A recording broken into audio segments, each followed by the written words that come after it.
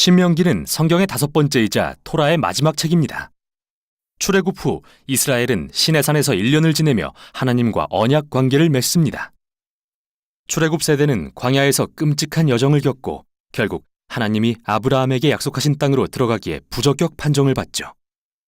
신명기는 모세가 새로운 세대 앞에서 토라를 설명하는 장면으로 시작되고 여기서부터 이 책의 구성과 목적이 펼쳐집니다. 신명기는 모세의 설교 시리즈로서 그가 새로운 세대에게 하나님과의 언약에 신실하라고 권면하는 내용입니다.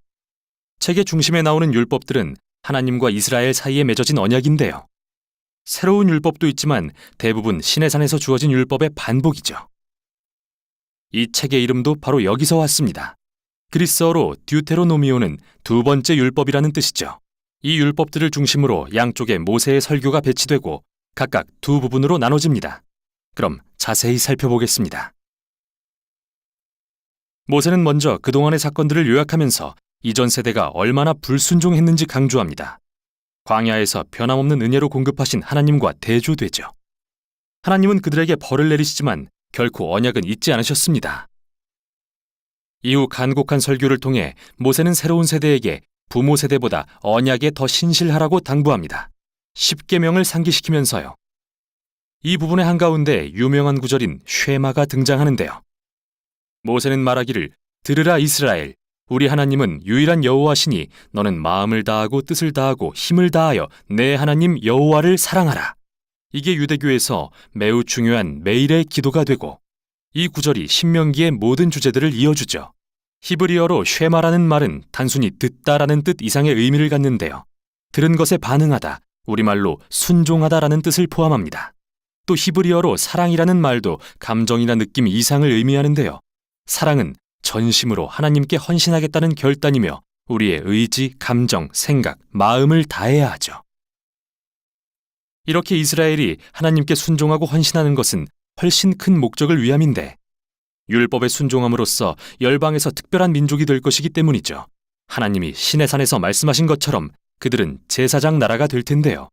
모세가 방법을 알려줍니다. 이스라엘은 율법을 지킴으로써 온 세상에 하나님의 지혜와 공의를 드러낼 기회를 갖습니다. 쉐마의 또 다른 핵심은 이스라엘이 유일한 여호와께 순종하고 헌신해야 한다는 건데요. 히브리어의 문자적 의미는 여호와는 한 분이시다이고 문맥상으로는 여호와만이 이스라엘이 예배하고 순종할 유일한 하나님이라는 의미죠. 이스라엘은 이제 가나안 땅으로 들어가려고 하는데 그곳은 태양, 날씨, 성, 전쟁 등 온갖 피조물을 대표하는 신들을 섬기는 곳이죠. 모세가 볼 때 이런 우상을 숭배하는 건 인간을 천하게 하고 공동체를 파괴하지만 창조와 구속의 이스라엘의 하나님을 예배하는 건 생명과 복으로 나아가는 길이었습니다. 이제 신명기의 중심에 율법 모음이 등장합니다. 크게 주제별로 배치되어 있는데 시작은 이스라엘이 하나님을 예배하는 법규입니다.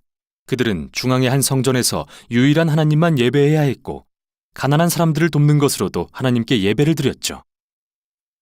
예를 들면 모든 이스라엘 민족은 연수입의 10분의 1을 떼어 성전에 드리고 3년에 한 번 다른 10분의 1은 가난한 사람에게 주어야 했는데 이런 법규로 인해 이들은 고대 주변 민족에 비해 가장 정의로울 수 있었고 이는 모두 하나님을 예배하는 것과 연관이 있었죠. 다음은 이스라엘의 지도자의 자질에 대한 법규입니다. 장로, 제사장, 왕은 모두 언약율법의 권위 아래 놓이며 하나님은 선지자들을 보내서 그들이 책임을 다하게 하겠다 하십니다. 이스라엘 주변 민족들은 왕을 신성시하고 왕이 법 위에 군림했지만 이스라엘 지도자들은 율법과 선지자들의 권위 아래 놓였죠.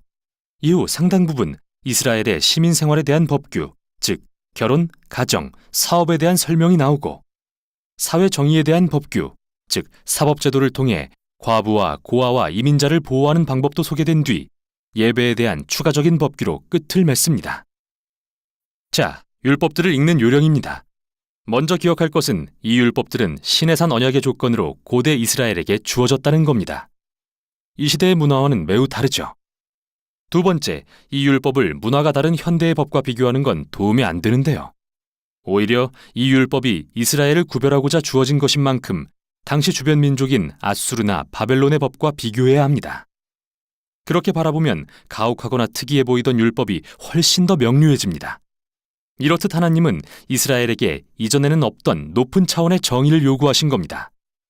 끝으로 어느 특정 법규에 담긴 지혜나 정의의 핵심 원리가 무엇인지 분별해보면 정말 심오한 뭔가를 발견하게 될 텐데요. 자, 여기 숙제입니다. 사도 바울이 바로 이걸 고린도전서에서 어떻게 적용하는지 보세요.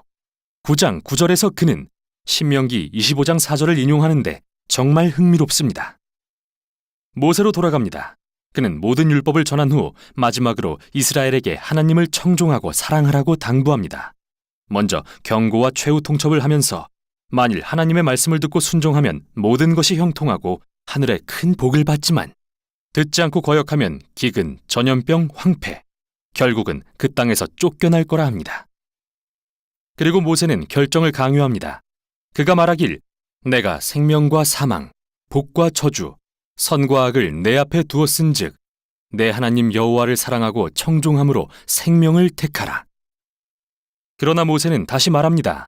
내가 죽은 후 너희가 불순종하고 여호와께로부터 돌아서서 그 땅에서 쫓겨날 것을 안다. 우울하죠?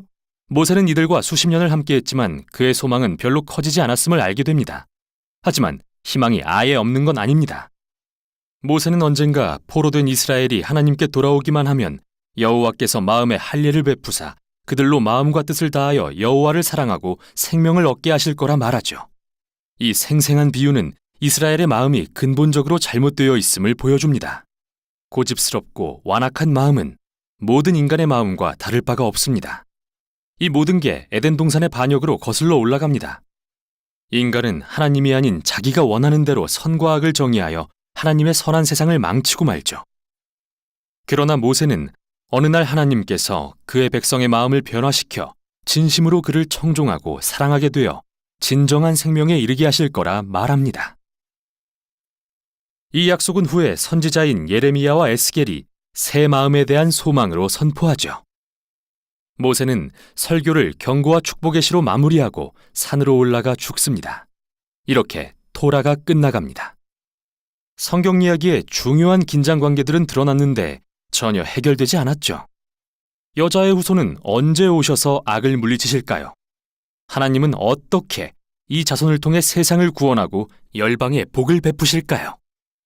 어떻게 거룩하신 하나님이 불순종한 백성과 화해하실 수 있으며 백성의 마음을 어떻게 변화시키실까요? 답을 찾기 위해선 성경을 계속 읽어가야 합니다. 그러나 우선 여기까지가 신명기였습니다.